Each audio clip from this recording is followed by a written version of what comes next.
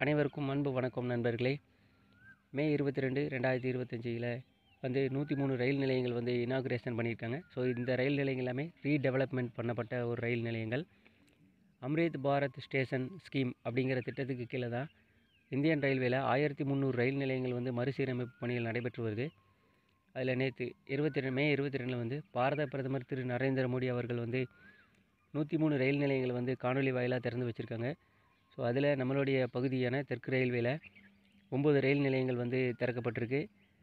இந்த ரயில் நிலையங்கள் மறுசீரமைப்பு அப்படிங்கிறது பார்த்திங்கன்னா, அந்த ஊருடைய கலாச்சாரம், அந்த மக்களுடைய இதை பிரதிபலிக்கிற மாதிரி தான் தோரண வாயிலில் இருந்து அதனுடைய கட்டட அமைப்பு எல்லாமே வந்து இருக்கும். அந்த மாதிரி வடிவமைச்சு நல்ல ஒரு டெவலப்மெண்ட் பண்ணிகிட்ருக்காங்க.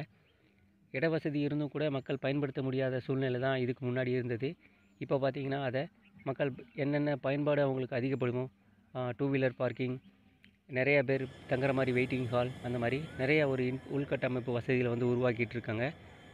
தொடர்ந்து இது மாதிரியான பணிகளை வந்து நம்ம சேனலில் வந்து அப்டேட் பண்ணிகிட்ருக்கோம். அந்த வகையில் நேற்று திறக்கப்பட்ட ரயில் நிலையங்கள் பார்த்திங்க அப்படின்னா, Saint Thomas mount, Sullurpeta, Samalpatti, Srirangam, Chidambaram, Tiruvannamalai, Polur, Virudhachalam, Mannargudi, Kuzhithurai இந்த ரயில் நிலையங்கள் திறக்கப்பட்டிருக்கு.